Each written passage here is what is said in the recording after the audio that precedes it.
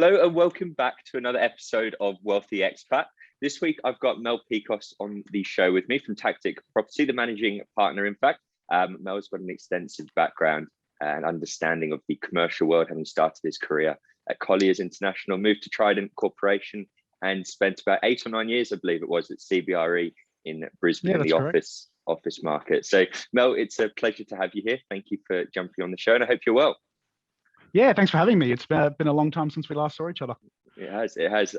And for people listening, Mel and I guess we were competitors once upon a time, working in similar fields. But yeah, it feels like a lifetime ago now. The time has really disappeared. Well, property just goes round in roundabouts, doesn't it? Exactly that.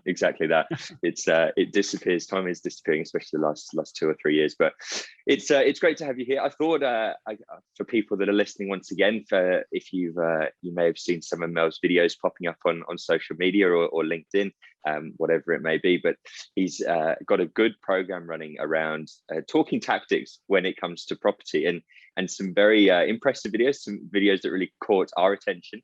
And we wanted to speak to Mel today about why he sees Brisbane as a fantastic opportunity, and Queensland more so for the future over the next 10 years, you could say, in the build up to the Olympic Games. So yeah, we'll run through some of these kind of 7 reasons that we believe Queensland's a fantastic area to invest in. And debunk some of the myths and come up with some some game plans for the future, and not put all of our eggs in one basket in terms of investment into the Queensland market. But to start off with, how's everything been going? You've obviously started this new business. We've had COVID, which hasn't been ideal, but how are you finding things in Brisbane at the moment? Well, some would say we timed our exit from CBRE at an opportune time. It was November 2019. We had to do 3 months of gardening leave. So we all enjoyed a nice 3-month holiday, and we were allowed to start our business in March of 2020. So I think about second week in to the new business, lockdown was announced. So I think everyone was a little bit shocked at that stage. But a lot of people have said to us, "Oh, geez, what a terrible time to start a business." But I'd say from our experience, a lot of our competitors, they were told, "Hey, you've got to go home and work from home, and try and earn a crust.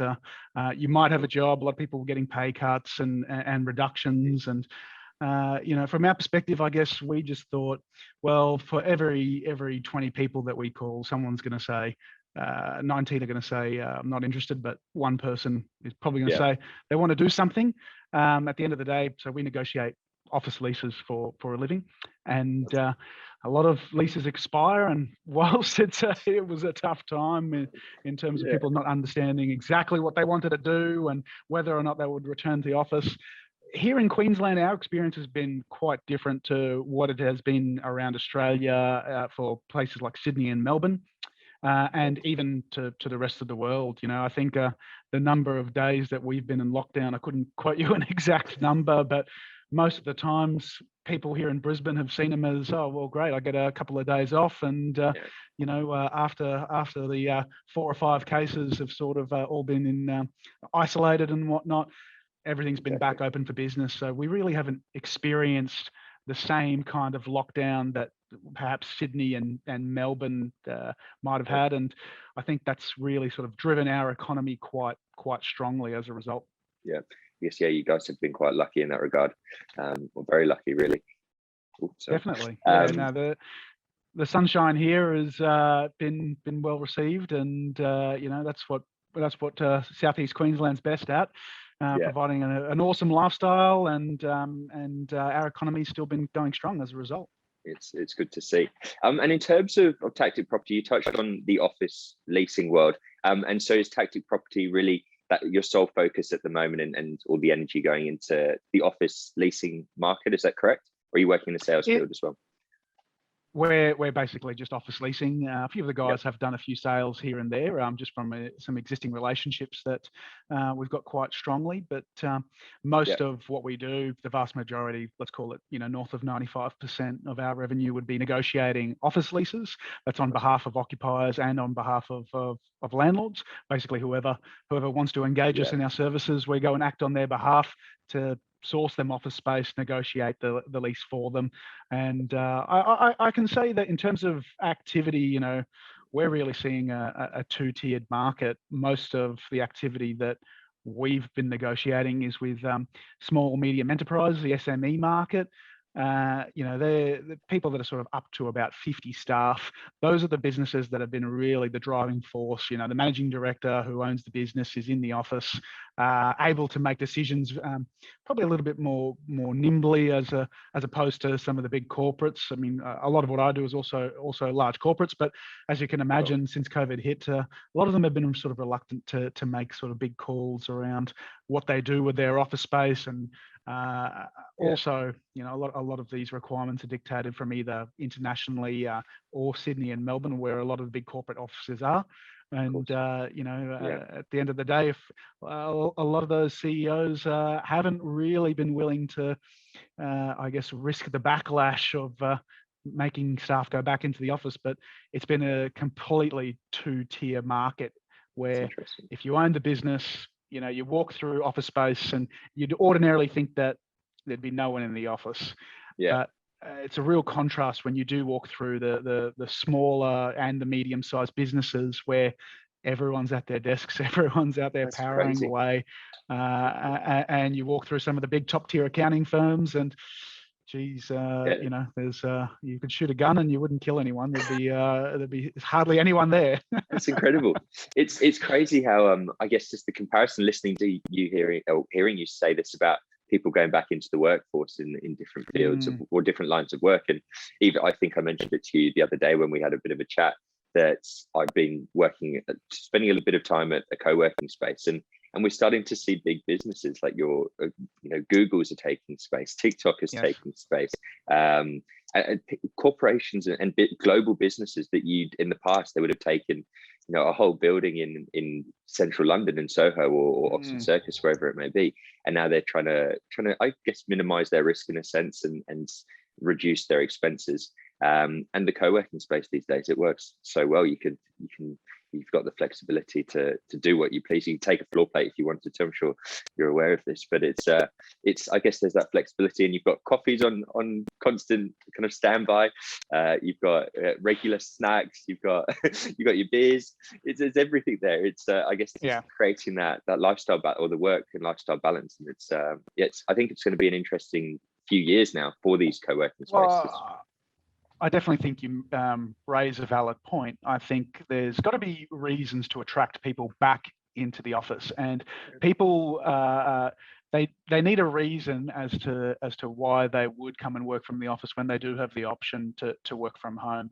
And I'd say that employers that are successful in this have been the ones that have been taking the higher quality premises. I mean, we're experiencing a real skills shortage here, because we are in fact in a boom here in Brisbane, which almost seems crazy to say, but it is booming. Construction prices are going through the roof.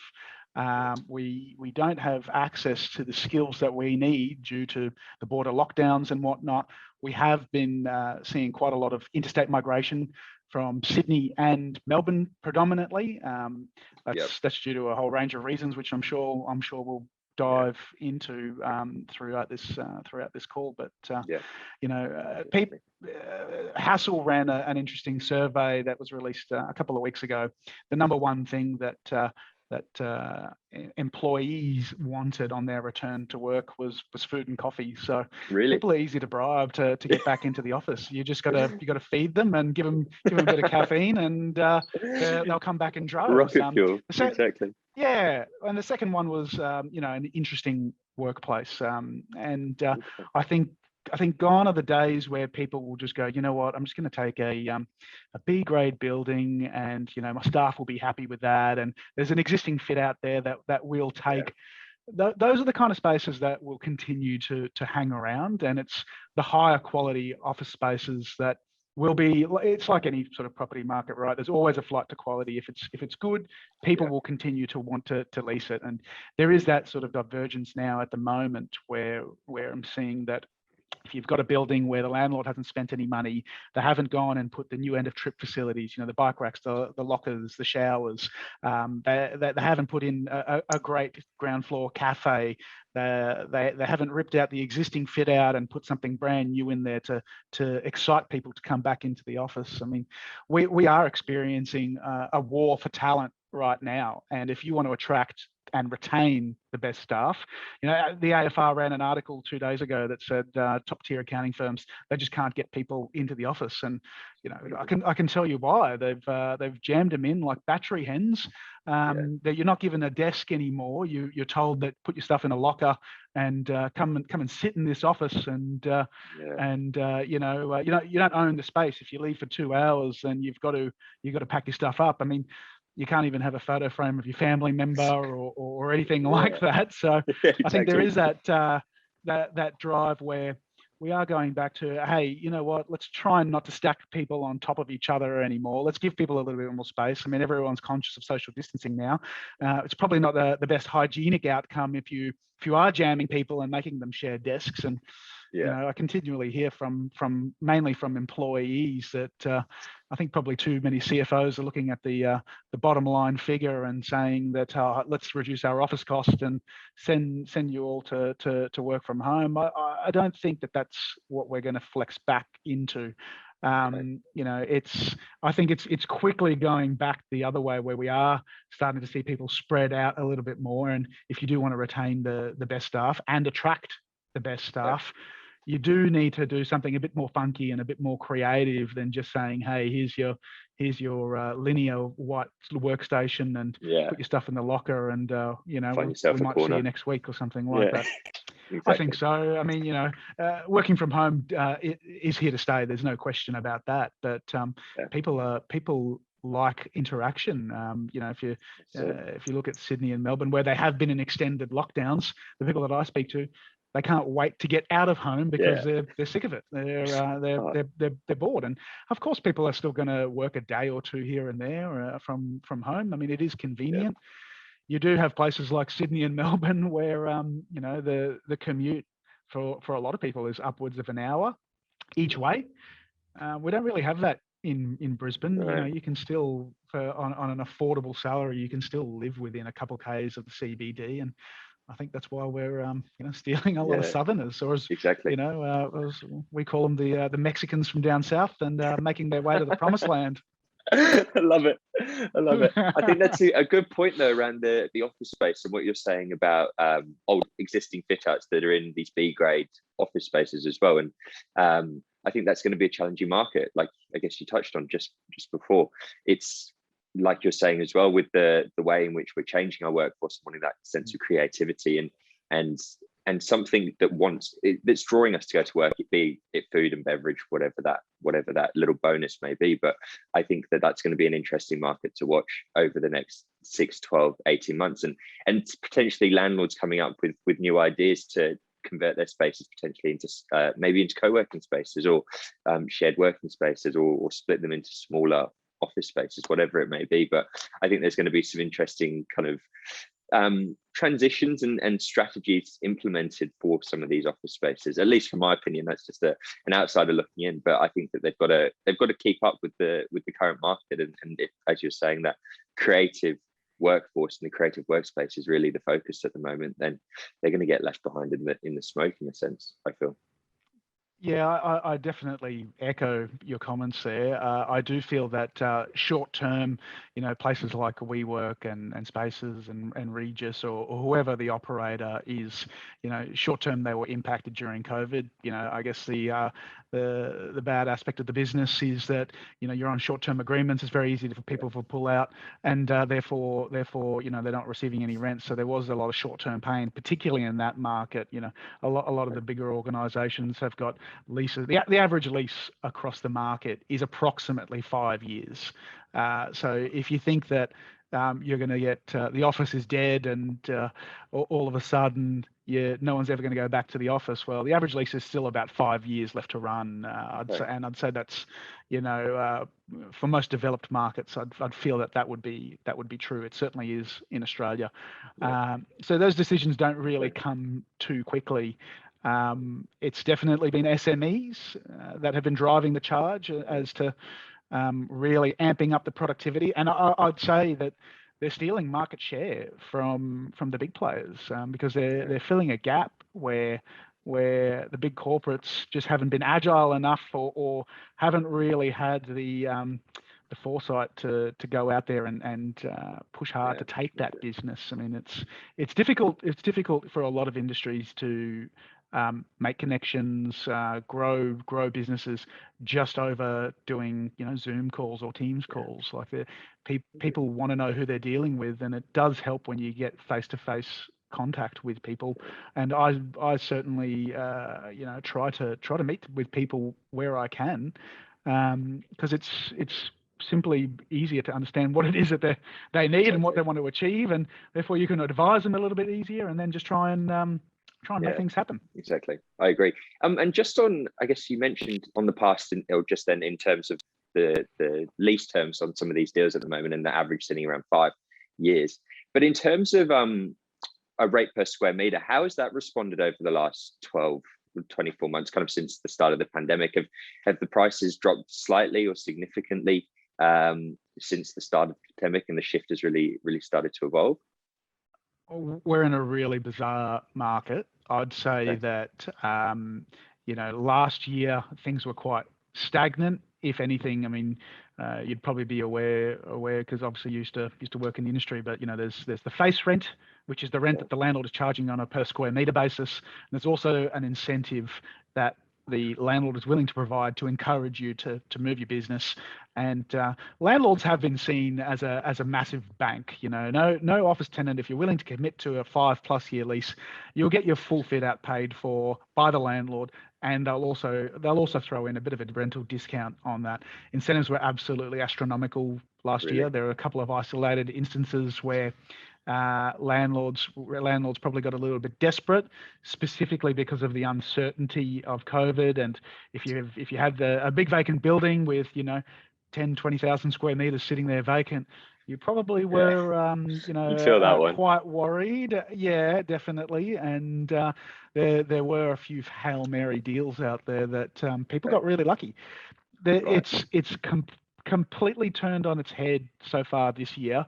I've had about 3 instances in the last couple of days where we actually can't find any space for businesses, particularly sub 500 square meters, which I'd categorize as businesses with up to 50 staff.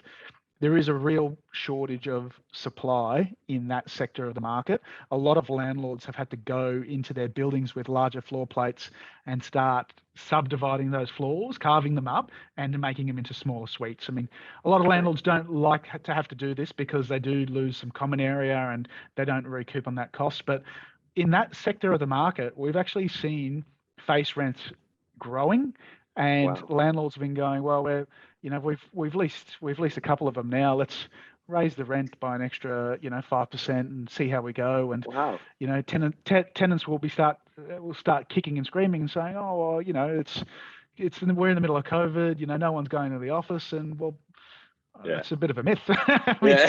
Maybe in some global cities where COVID has ravaged the place, and obviously we feel sorry for a lot of those cities where CBDs have been decimated, particularly people within the hospitality and retail space. I mean, they've definitely been absolutely smashed in this. But rents for office space, it's so bizarre. They're actually increasing, and once you start getting to larger pre-commits, there are still quite a number of big deals on offer for people.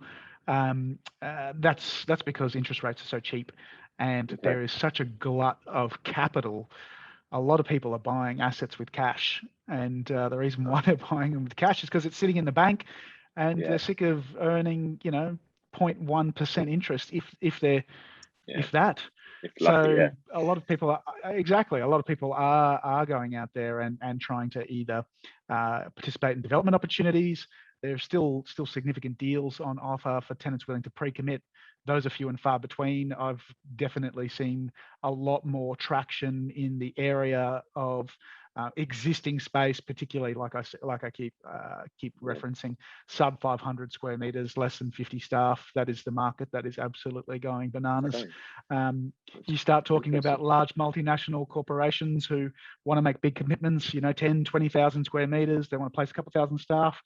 Those kind of deals, they're pretty slow. But to be honest, they're always slow.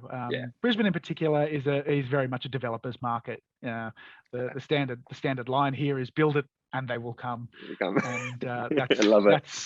That's Brisbane, where there's a lot of people that are willing to roll the dice here, and that's what I love about it. People have got a real entrepreneurial spirit here. It's beautiful. I guess that leads on to our next point and kind of the bones of this conversation. In a sense, it's good to understand what's happening in the Brisbane market, and then go back to your video actually, and we'll reference it in the link below when we upload this podcast, and everyone can have a look at it, have a watch it, and let us know what you think. But let Mel know more so what you think. But it's a fantastic video, and we may as well touch on some of these points now. And for people listening, the basis of the video was created around 7 things to look forward to in Brisbane. Was I think I'm correct there, and so Mel created this video outlining highlighting the 7 different things to look forward to, and I thought we'd run through it now. Obviously it's still fresh on your mind. I watched the video again yesterday, and I thought we'd run through it. And I guess there's a lot of talk in the market at the moment around the Olympics, and I think the Olympics is on the forefront of everyone's mind really when it comes to considering Brisbane as an investment, be from a commercial standpoint or a residential standpoint, or even just a relocation standpoint from the interstate investors. And I think that your video is a great kind of explanation of other things to look forward to other than the Olympics. And I think Brisbane's got to diversify itself for the next 10 years. I think it's fantastic that now we've got an outlook for the next 10 years. We know what we've got to look forward to. We know what we've got to do, and the infrastructure is hopefully going to come. I'm sure it will. I see the occasional headline popping up about new projects that are coming forward. But now it's what's going to happen after that 10-year time, or 11 years really. But what will happen after the Olympic Games, and what's going to drive the economy for Brisbane? And we'll run through now, I think, starting off with Queen's Wharf. And if you could give us a bit of a rundown about Queen's Wharf for listeners. So I've heard it being called the largest private sector investment in the country right now. And it's a $3.6 billion integrated casino resort. It's going to include a 6-star hotel, 2 5-star hotels, obviously a massive casino. There's something like 2,000 apartments that are going to go in there, 50 bars and restaurants, massive new shopping centre that is obviously targeted towards a higher end demographic. You've got DFS who have committed to the entire retail, and Louis Vuitton, Gucci, you name it. It's the high end fashion brands have all committed to it. What I'm most excited about is that I'm not someone who's a gambler. Casino personally doesn't really get me that interested, but there's so much happening in this precinct, and there's a reason why it will draw me there. I really think that this is going to put Brisbane on a tourist map, where people are just going to go, you know what, I will go and spend a couple of days in Brisbane. And typically in the past, people come to Brisbane and then they go down to the Gold Coast, or they go to the Sunshine Coast, up to Noosa, wherever it is. There's more and more reasons why people are willing to spend a holiday in Brisbane now. And I think that this is going to be the best casino in Australia, hands down. So the process that was run by Campbell Newman, then the state premier, who kicked off this project initially. You know, the Star Casino had a license over the existing site at the Treasury Casino, and if anyone's been through the Treasury Casino complex, I mean, let's just say that it's not a great place to hang out. It's okay, like it's fine, but dated. Yeah, you might have been there once or twice in your time here, Chris. But, occasionally. And what he did was, hey, we're going to open up an opportunity for a second license here in Brisbane. And guess what? It's a couple of doors down from the existing Treasury Casino. So at the time, you know, we got a couple of different bids from casino operators, and the logical choice at the time was Crown Casino. And the Star, who currently operate Treasury, they desperately didn't want to lose and have Crown right on their doorstep, because it was going to be far superior to their existing operation. So they just threw the absolute kitchen sink at this project. It was so much money, so much investment to try and pull 6-star hotels, to try to, like, Brisbane, you know, people call it a big country town. I don't feel that's accurate anymore, but that's the context that we're working within. That why would you go and put the best casino in Australia in Brisbane? And they simply just didn't want to lose the license. They didn't want a competitor to come and encroach on their space. So they're putting the best possible casino complex in Australia right here in Brisbane CBD. They've got a prime site. It overlooks the river. It looks back to South Bank. They're building a pedestrian bridge to cross the river back through to South Bank. There's so much money being thrown at this project. It's got me so excited. You know, just even if you're not interested in casinos, hey, there's so many bars, restaurants. You're going to want to hang out there because of all the great offerings that is going to be there. Exactly. You take what Howard Smith Wharfs has done over the last 2 years and really transformed the social aspect of Brisbane. It seems to be the talking spot, the hot spot. Everyone's down there every weekend. They've got their restaurants, bars, and a real mix of activity. And that the hotels there, of course, as well, underneath the bridge. But I think that, like you're saying, Queen's Wharf will have the same kind of effect, but at a much larger scale, and not just from a domestic standpoint, but from an international standpoint. And another thing you touched on in your video was the upgrade to the runway, the Brisbane runway, and Brisbane being the closest capital city to Southeast Asia as well. And I think that's going to have a big part to play. Or Queen's Wharf and the runway is going to have a big part to play. They'll kind of complement each other in a sense, because we'll be able to get more international flights over into Brisbane.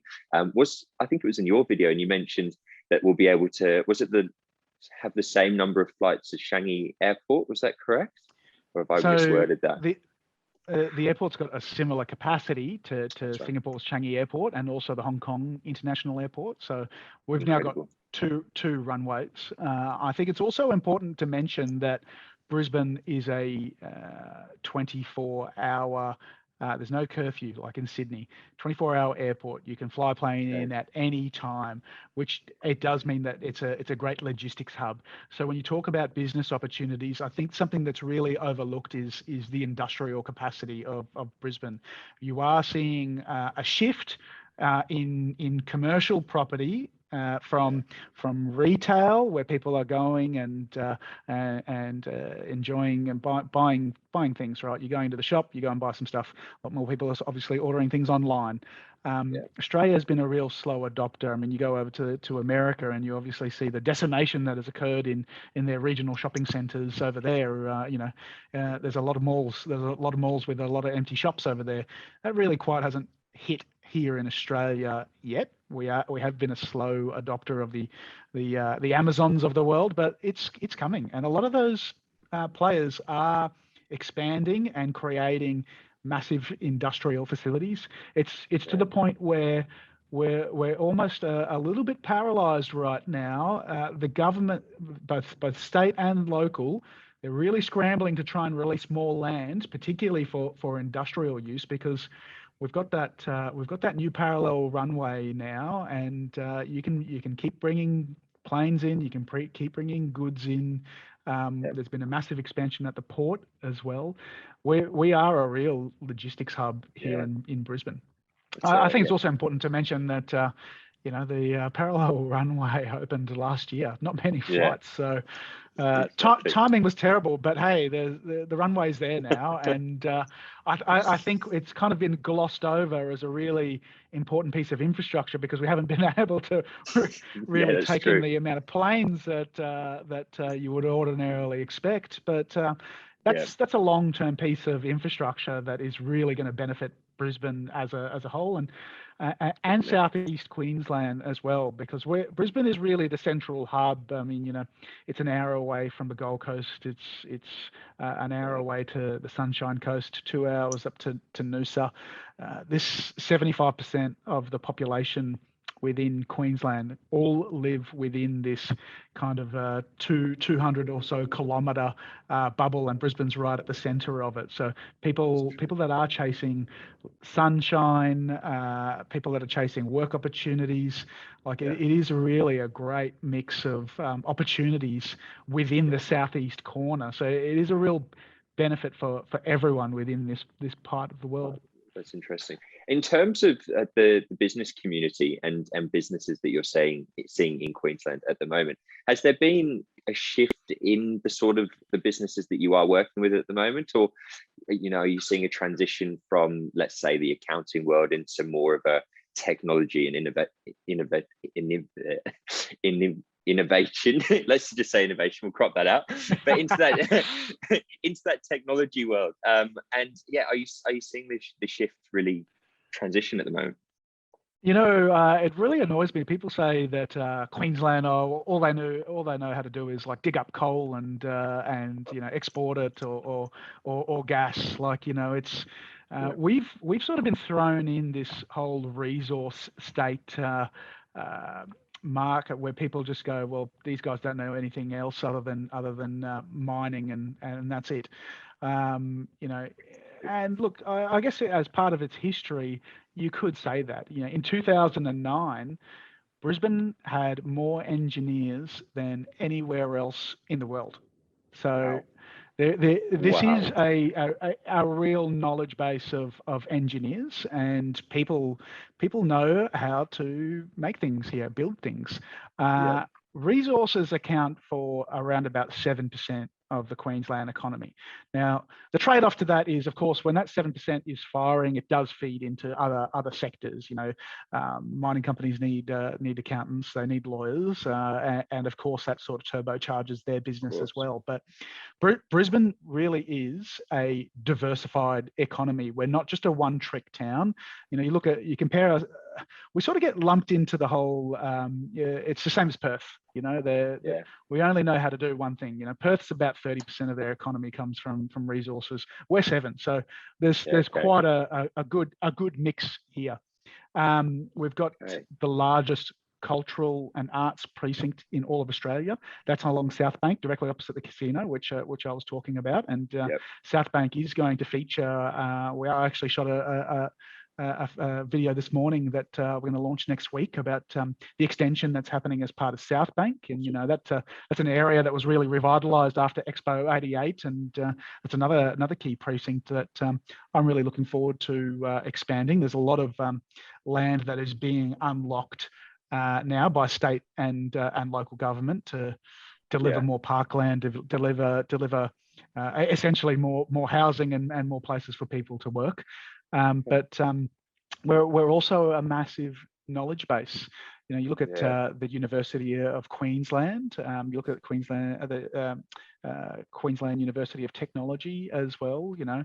I'm pretty sure UQ is within the top 50 universities of the world, and QUT is not too far behind. They're in the top 100 last I checked. There is a lot of human capital that is coming out of a lot of these institutions. It's a massive market for international students coming here. And you know what? I reckon we keep a ball. We need them. We need people here to deliver, because there is a lot of grand plans as part of this state. And we need people to help execute on this. And that's kind of what has got me so excited. And part of the reason why I've started making videos on it, because look, I am a proud Queenslander.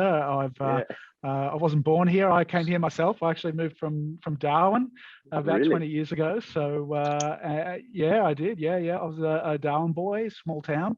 So I've come from that mentality. Actually, went to boarding school in Sydney for 2 years as well. So I'm quite familiar with Sydney as well. And there is quite a bit of rivalry between Brisbane, Sydney, and Melbourne. I mean, that's natural, but I think that's just Australian sort of cheekiness and competitive behaviour. And yes, we're the third in that list of cities. And if I go travelling overseas and you tell people you're from Brisbane, and they say, "Where the hell's that?" Where's that? And I think I've heard of Sydney and Melbourne. Sometimes you get Gold Coast as well. And look, I mean, if we lead on to say the Olympics, I mean, that's where I see the opportunity for the Olympics for us. People are going to know, or have at least heard of Brisbane now. It's basically a massive free publicity stunt. Yeah, that's a good point, actually. It is going to help put Brisbane on the map a lot more, and I think gain that international recognition. And I guess the things that we've discussed so far within the 7 reasons, 6 or 7 reasons to invest in Queensland, but you can see how they all kind of tie together now, though. You've got the runway that's prepared for international arrivals. You've got Queen's Wharf, which is going to be finished in or the beginning of the completion in 2022, 2023. And then that's going to lead on to creating more of a tourist hub, creating an attraction, creating somewhere that people will want to go and hang out, and the casino as well, of course, from an international perspective. You've got the new Cross River Rail, which we haven't really touched on yet, but the new Cross River Rail, which will connect the city itself and provide greater accessibility. And then to top it off, you've got the Olympics that are really going to, I guess, solidify the global position for Brisbane. And not to mention, obviously, you've got the awesome Queensland weather. There's barely a rainy day. And if there is a rainy day, it'll be a 5-minute tropical thunderstorm. And before you know it, it's gone. It's all over pretty quickly. Exactly. Or it's just going to hail and absolutely smash the cars in. But let's hope not. Make sure you have an undercover car park here in Queensland. Exactly. I can tell you that much. Exactly. Gosh, that's memories now. And then prices so far, you've seen, or at least from a residential perspective, in the last 3 months to September, property prices have increased 5.9%. In the 3 months to September, and then for over the last 12 months to September, looking at 19.9%. So some massive growth, and it's fueled by, I guess, at the moment, it's being majority fueled by people in that interstate migration and people seeing the opportunity that Brisbane is presenting, be all of those factors that we've discussed or one. But I think that it's really it's beginning to put itself on the map more. And like you said, we are commonly referred to as the big country town, but I think that's slowly sliding away at the moment. There's bigger developers moving into Brisbane. There's a lot more impressive developments. I guess one that also you mentioned in your video is the Sky project at Kangaroo Point. And for people who want to have a look at that, go and check it out. It's a very, very impressive project on the cliffs at Kangaroo Point, looking back over the city and towards the Story Bridge as well. And you've really got 180 degrees, you could say, views of the city itself. And that's one to look forward to. Very impressive project. Thank you. It's a site that so my father is developing it. So I come from a family of property developers and builders. I've chosen to separate away from that. I probably everyone thinks that property development is all sunshine and lattes and it's all easy. But I can tell you, growing up with a father that's a property developer, there's some good Christmases, and there's some Christmases where you don't get anything. I can imagine. So it's a very boom bust market. You either it's pretty funny when you look back on it now. There's a lot of close calls, and I take my hat off to developers. I genuinely think they deserve every dollar, because it is such a risky business. You're literally you're putting everything on the line pretty much all the time, and you can have a couple of good projects, and then you can have a couple that one that sinks you. So it's very easy. So no, developing is hard. I've chosen to completely stay away from development for that reason. I'm probably someone that as a child I was probably scarred by some of those experiences, and probably chose something a little bit more conservative, which is why I went down the corporate life. And fair enough. But no, I'm pretty proud of my dad. He's managed to pick up a site that I would say there's honestly probably no better site in Brisbane. And it is on top of a 5-story cliff face that overlooks the city. So I'm pretty glad that he's managed to secure something that it's for him to leave his legacy on Brisbane, and I'm excited to see it come to fruition. So hence why I thought, you know what, I wanted to do this video on 7 reasons as to why to move to Brisbane, and I said to my dad, how about we give Sky a mention, and he was all for it. He loved the first video, so it wasn't too hard to convince him. They say the easiest person to sell to is a salesman. So, and that's very true from a lot of people, I'd say, in real estate. Exactly. We are generally quite passionate. We're pretty excited about things. We tend to look at the positives in life, and that's what I really wanted to articulate in some of the videos that I do. Of course, everyone wants a healthy dose of realistic ideas behind as to why you'd make any decision, particularly when it involves money. I wanted to put a bit of a positive slant. I think Brisbane does cop a bit of a flack, and particularly a lot of the articles around, Olympics are a waste of money. Every host city that's ever run them is going to lose money. I don't think that's the case. I think the real value for Brisbane is that people will know Brisbane internationally now. And if you think about my view on post 2032, my personal opinion, I would say that the net benefit that the city is going to achieve is not the games itself. It's the international recognition and people being able to point to a map and say, yep, I know where Brisbane is. I think that's going to encourage quite a lot of migration here. If you look at Sydney and Melbourne, the migration that they get, the population growth, it's predominantly fueled by international arrivals. In Brisbane, the market's very different. We get all the people leaving Sydney and Melbourne to come up here. Yes, property prices are generally about half the price of what it is. It's even further exacerbated when you actually, people say, and I've said it in my video, the average price in Sydney is about, depending on what metric you use, median sort of price is about 1.25 mil. Here in Brisbane, it's about 650. I mean, that's a huge difference. But if you break it down within into an inner city radius, Urbis have recently released a report that basically said the true discrepancy between house prices in the inner city of Brisbane versus the inner city of Sydney is about 257%. So we're not getting the same $50 million mega mansion sales here in Brisbane, and $5 million probably doesn't get you very far in inner city Sydney. And I know that sounds a bit ridiculous to suggest, but $5 million buys you a pretty nice house here in Brisbane. So you'd be right. You'd be on the higher end for sure.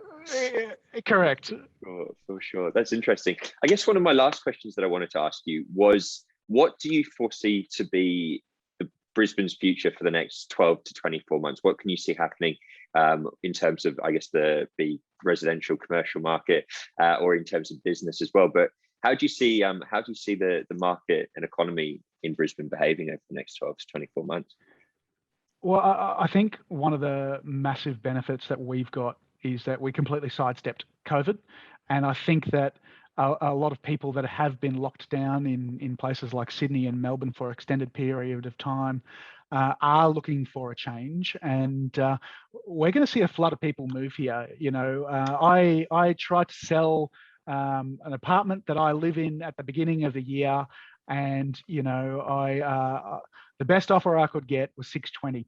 And I just thought, you know what, I'm just going to hold on to it, because I ended up buying a block of land where I'm going to build a family home. And, the economy's been pretty good here. So I probably hit a little bit of the panic stage early on, and got a little bit scared and thought maybe I should sell it and get into a little bit of cash. And then, I chose not to sell it.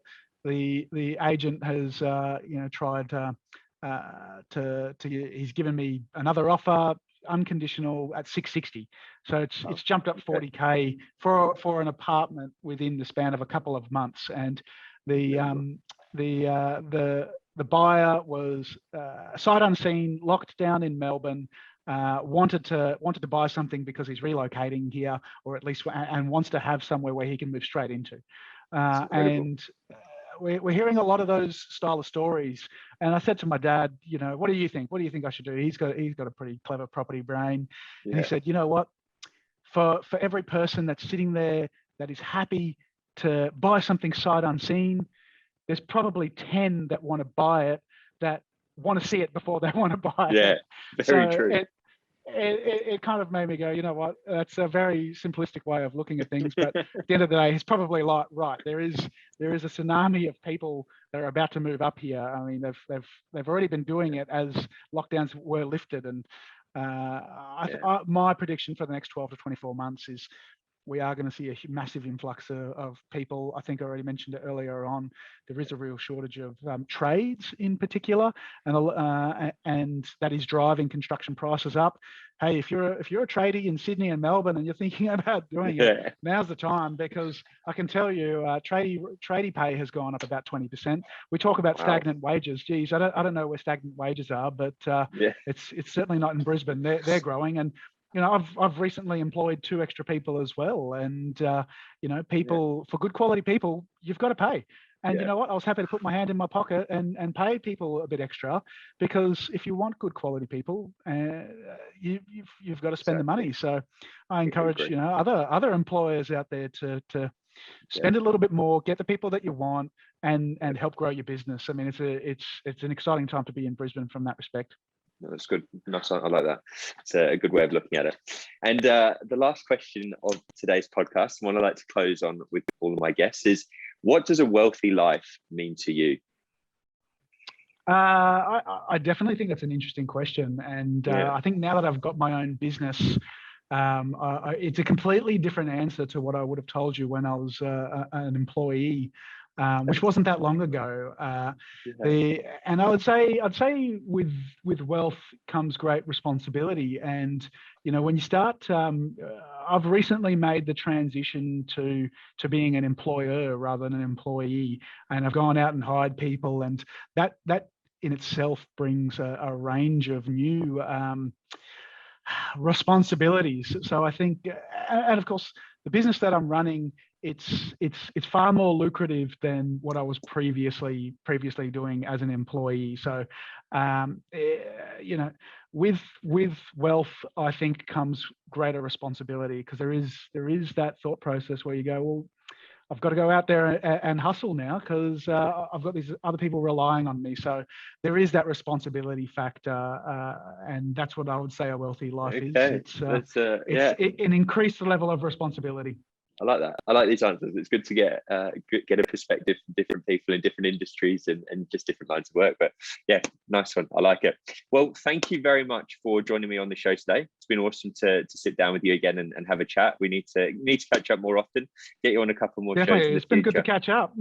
Definitely, mate. We'll get this out. We'll for anyone that's listening and you want to have a look at Mel's video from last week, we'll leave a link in our description of the YouTube video here. And if you need any help with office space in Brisbane and Queensland, Mel's your man. Reach out to Mel, and I'm sure he'll be happy to have a chat. But thank you once again for your time, Mel. Thanks for having me on, Chris. It's been a lot of fun. You're welcome. And for anyone that is listening, please don't forget to like, comment, and subscribe. And we'll get back to all your comments. And if we can help in any way, please feel free to reach out to myself or the team, and we will help where we can. But thank you once again, Mel, and we'll speak very soon.